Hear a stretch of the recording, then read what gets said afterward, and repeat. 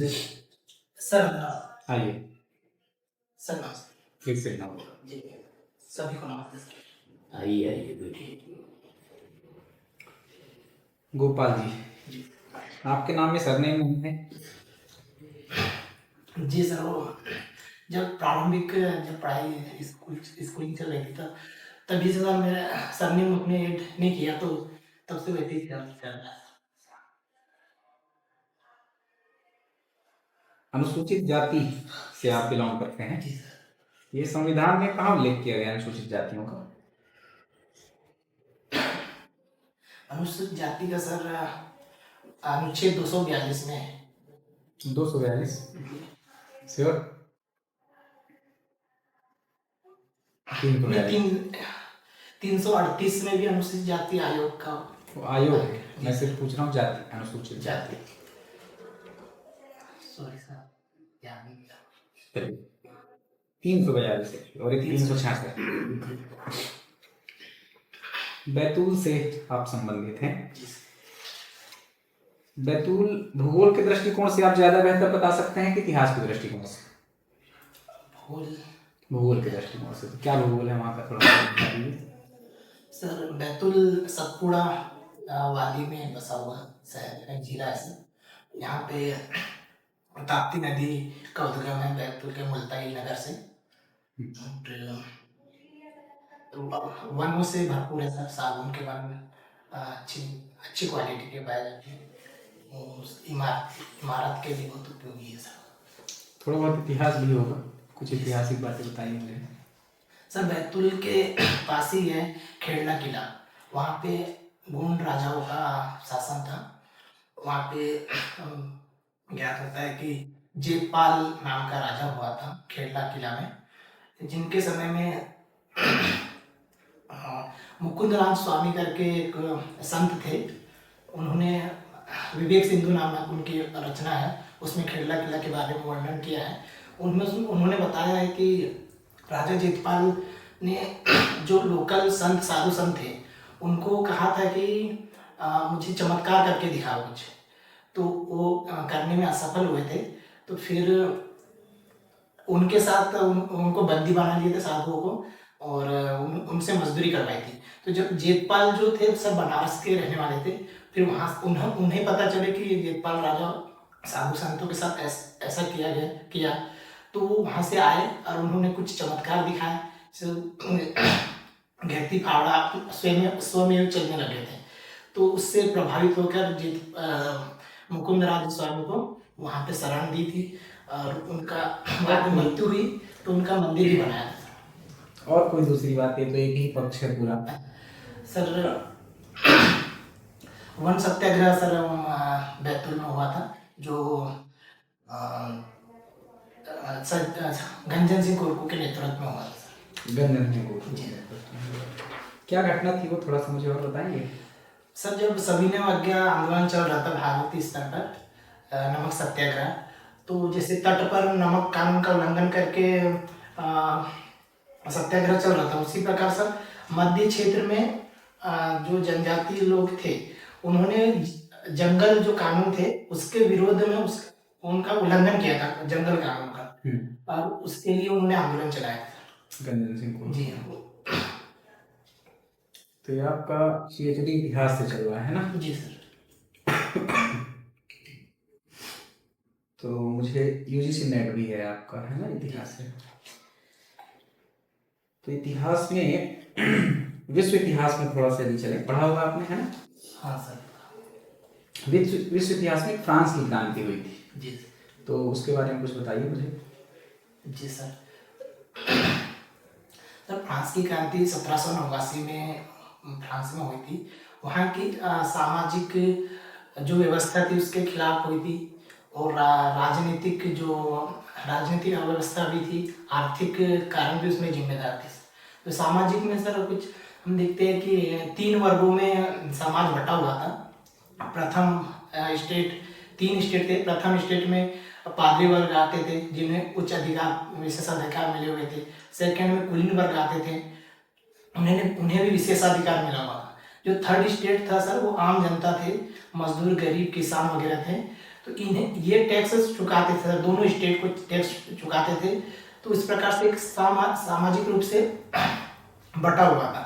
तो और ये सर राजनीतिक रूप से जो वहाँ का राजा हुआ था वो निरंकुश राजा था वहाँ का। और उसमें वो कहता पहले की कोई और क्रांति याद है आपको? यूरोप में कोई और क्रांति हुई क्या फ्रांस के पहले?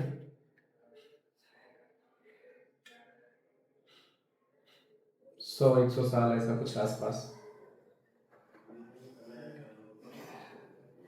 ब्रिटेन की क्रांति कब हुई? ब्रिटेन का 1688 1688, 100 साल। गौरवपूर्ण क्रांति जिसे कहा जाता है। क्या कहा जाता है उसे? गौरवपूर्ण क्रांति कहा जाता है। और क्या कहा जाता है? बिना रक्त बहाए क्रांति हुई थी और मतलब बदलाव आ गया, संसद की स्थापना हुई थी शायद। अच्छा ऐसा। यूनाइटेड नेशंस के बारे में आप क्या जानते हैं? यूनाइटेड नेशन ये सब प्रथम विश्व युद्ध के बाद इसकी स्थापना हुई थी 1920 में, जो अंतर्राष्ट्रीय विभिन्न देशों के मध्य सामंजस्य बैठाने के लिए जो युद्ध हो रहे थे तो उनको एक साथ लाकर युद्ध को रोकने के हिसाब से इसकी स्थापना की। तो ये आप तथ्य सुधारिए थोड़ा सा। पहले विश्व युद्ध के बाद इसकी स्थापना हुई थी। यूनाइटेड नेशंस, संयुक्त राष्ट्र मैंने पूछा। अच्छा जी सॉरी सर, मैं राष्ट्र संघ समझ गया, सॉरी। तो क्या जानते हैं इसके बारे में?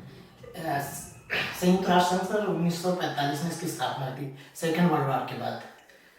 उसका उद्देश्य यही था कि विभिन्न देशों को एक साथ लाना था और अगला युद्ध ना हो सके। आपके लिए प्रासंगिक है ये संस्था? जी सर बिल्कुल। कैसे? जैसे सर अभी विभिन्न देशों के मध्य युद्ध हो जाते हैं, आपसे जो विवाद हो जाते हैं, तो अंतर्राष्ट्रीय वहाँ पे न्यायालय भी बना हुआ है। तो वहाँ अपनी शिकायत, अपनी बात रखकर शिकायत का निवारण वहाँ हल हो सकता है। कहाँ शिकायत का निवारण होता है? चीन पर इंटरनेशनल कोर्ट ऑफ जस्टिस ने कहा कि ये जो 9 डैश लाइन है उससे हट जाइए, वो नहीं हटा है। अभी रूस पर भी बहुत सारी बातें आई, उससे भी नहीं माना गया। कई देश हैं जो उसकी बात ही नहीं मानते हैं। क्या औचित्य है उसका? जी सर, बैठकें होती हैं, यूनाइटेड नेशंस की पीस कीपिंग फोर्स है, लेबनान में ही थी, वहीं पर अटैक चल रहे थे, कहाँ कुछ फर्क पड़ा? जी सर, वो संस्था, सॉरी सर, चल ठीक।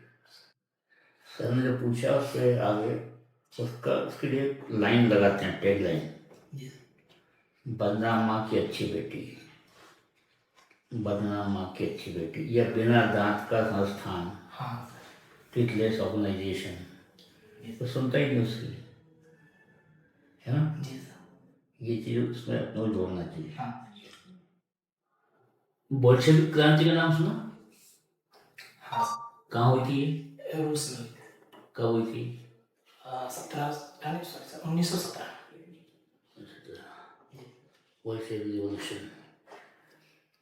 ये आपका एग्रीकल्चर सब्जेक्ट है हायर सेकेंडरी में, और 2010 में पास आउट में आप वहाँ से, और फिर 2016 में आपने ग्रेजुएशन कंप्लीट किया है। कुछ डिफरेंस सारा साल बाद इसमें क्या किया अपन ने?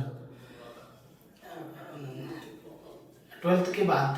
12th आपका 2010 में, 2010 में, जी सर। और ग्रेजुएशन 2016 में।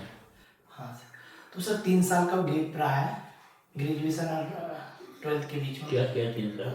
एग्रीकल्चर की जो शासकीय कॉलेज में एडमिशन के लिए जो प्री एग्रीकल्चर टेस्ट होता है, हाँ। उसकी तैयारी की थी सर, तो उसमें ड्रॉप लिया नहीं आपने? उसमें नहीं हो पाया सर। Pre agriculture test? जी सर, उसमें नहीं हो पाया।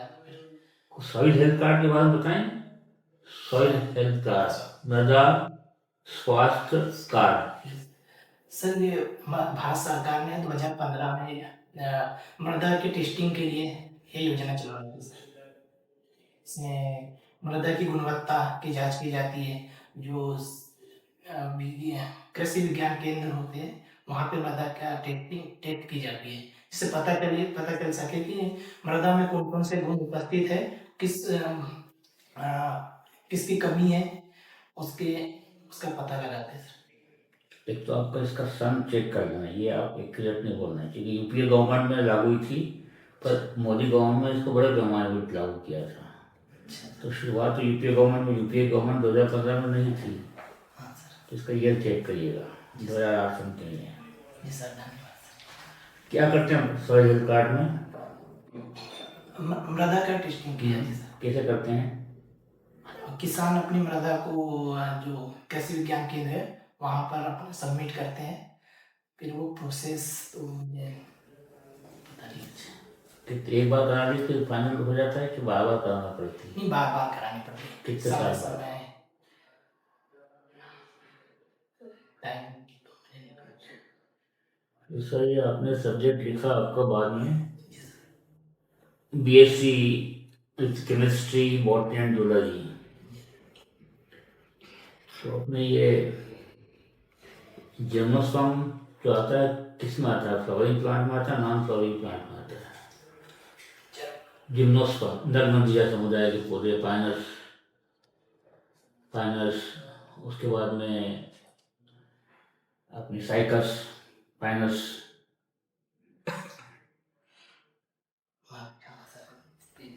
ये ध्यान है। अच्छा, जूलॉजी में जो है अमीबा कौन सी उसमें आएगा फाइलम में? Amoeba Proteus.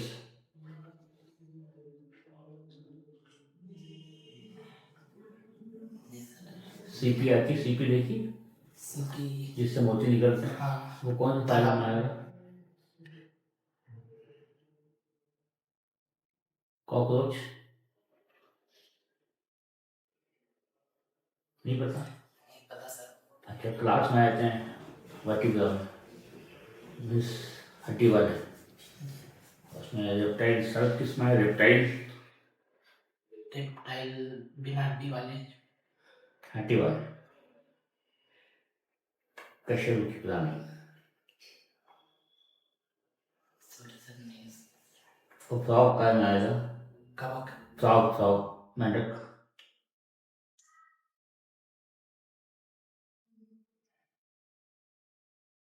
डायनासोर,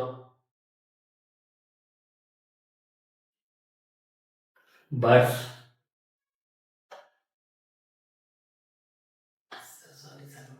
देख लेना, सिंपल चीज, एक बार पढ़ लो याद हो जाएगा। सब आपका शौक है क्रिकेट, जी सर। है ना? जी सर। खेलना है देखना। हाँ क्रिकेट खेलना एक कला है, एक आर्ट है। जी सर। कैसे प्रमाणित करें? सर उसके जितने भी जो कौशल होते हैं, जो मतलब खेल होता है, जैसे बॉलिंग करना, तो उसमें एक कला कला है सर। वो अलग अलग प्रकार की होती है। लेग स्पिन हो गया, उसके लिए भी अलग स्किल लगेगी। बैटिंग कर रहे हैं तो उसको कट मारने के लिए अलग स्किल लगेगी। पुल मारा तो अलग उसको स्किल लगेगी। तो ये एक प्रकार से कला है। कहते हैं कि हमारी ड्यूटी हमारी ब्यूटी, हम जो ब्यूटी करते हैं वो ब्यूटी, इसको कैसे देखते हैं आप? सर अपने कार्यों के प्रति ईमानदारी और निष्ठापूर्वक अपने कार्य को अंजाम देना, अपने कर्तव्य के प्रति ईमानदारी रहना, ये अपनी ड्यूटी के प्रति ब्यूटी कह सकते हैं। ये ड्यूटी हो गई, यही ब्यूटी हमारी है। कैसे जानेंगे कि हमारी ब्यूटी है? किन चीज़ों से परिलक्षित होगा कि हम जो ड्यूटी कर रहे हैं वो ब्यूटीफुल है या नहीं है? कार्यों की गुणवत्ता को देखकर हम कह सकते हैं कि यह कार्य कितने अच्छे से किया गया और हम उसमें कितना इन्वॉल्व हो रहे हैं। हम उसमें खुशी कार्य करने में हम कितना खुशी महसूस कर रहे हैं। अच्छा, टीचर का रोल क्या होता है? टीचर का सर एक तो बच्चों का मार्गदर्शन करना होता है, उनको सही दिशा गाइडेंस देना, करियर मार्गदर्शन करना और अपना अध्यापन का कार्य भी होता है, रिसर्च करना, एग्जाम्स कंडक्ट कराना, अपने उच्च व्यक्तित्व रखना। आपका जो है कम्युनिटी डेवलपमेंट में कंट्रीब्यूशन क्या होगा? कम्युनिटी डेवलपमेंट समझते हैं ना, सामुदायिक विकास, जी सर। उसमें आपका कंट्रीब्यूट योगदान क्या होगा एज ए टीचर? जी सर। सर मैं उस जनजाति बहुल क्षेत्र से आता हूँ, तो मैं देखता हूँ कि मेरे क्षेत्र में शिक्षा का स्तर काफ़ी निम्न है। तो अगर मैं एज असिस्टेंट प्रोफेसर बनता हूँ तो सभी के लिए मेरे क्षेत्र में मैं एक प्रकार से प्रेरणा स्रोत होगा सर। और उनके लिए मैं काम करूँगा अपने क्षेत्र में शिक्षा को ऊंचाई करने के लिए। जैसे मेरे गाँव में ही मैं अपने बच्चों को अभी भी प्रेरित करते रहता हूँ, बोलते रहता हूँ। वो लोग मेरे को देखकर प्रेरित भी होते हैं सर। ठीक, आपका इंटरव्यू पूरा हुआ।